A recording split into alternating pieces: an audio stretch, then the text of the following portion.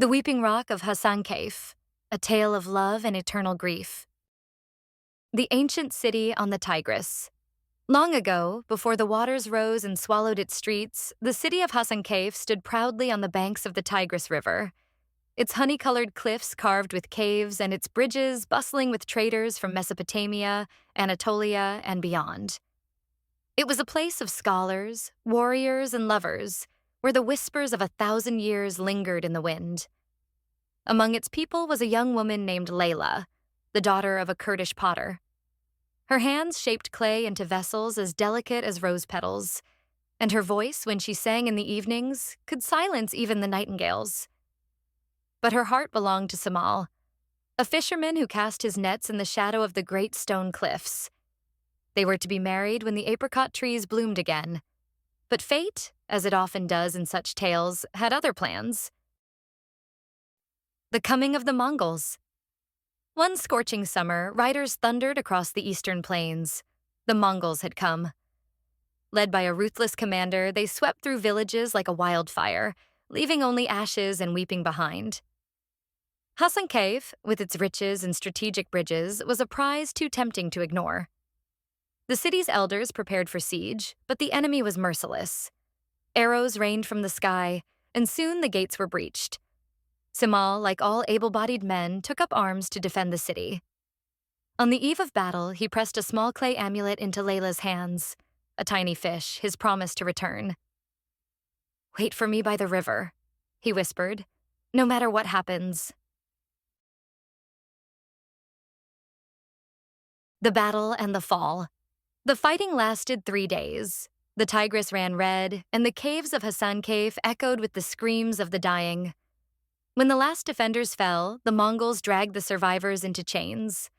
Leyla, hidden in the pottery workshop, watched in horror as her father was struck down and her brothers taken as slaves. She fled to the cliffs, clutching Samal's amulet, and waited by the river as he had asked. Days passed. The Mongols looted the city, burned its libraries, and defaced its mosques. But Samal never came. The prayer to the cliff. On the 7th night, as the invaders celebrated their victory with stolen wine, Leyla climbed to the highest ledge overlooking the Tigris. The moon hung heavy, casting silver light on the water below. She knelt on the cold stone and cried out to the heavens, "If my love is gone, let this rock bear witness to my grief. Let my tears carve its face, so all who pass will remember what was lost here." Then, weeping, she threw herself into the river. The birth of the Weeping Rock. At dawn, the Mongols awoke to a strange sight.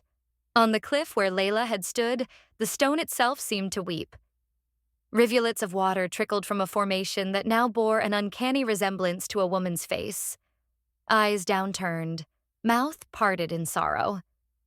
The invaders, superstitious and unnerved, quickly left the cursed city. The people of Hasankeyf, those who remained, named it the Weeping Rock, Alayankaya. They said Leyla's spirit had merged with the stone, and that the water dripping from its face was her eternal tears for Samal and their lost home. The fisherman's fate. But what of Samal? Legends differ. Some say he died defending the bridge, his body lost to the Tigris. Others claim he was taken captive, and in a distant land he still dreams of Leyla's voice. A few insist that on certain nights, a ghostly fisherman can be seen along the riverbank, casting his nets in vain, searching for something, or someone, he can never find. The modern tragedy centuries passed.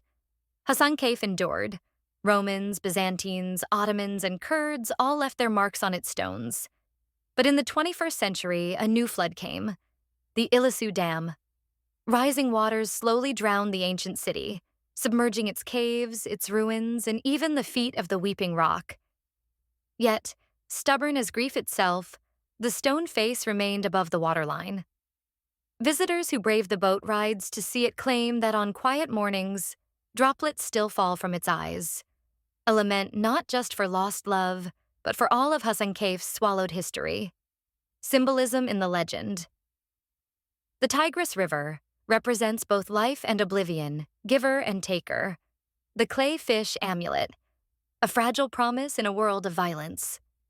Petrified tears, the impossibility of forgetting collective trauma.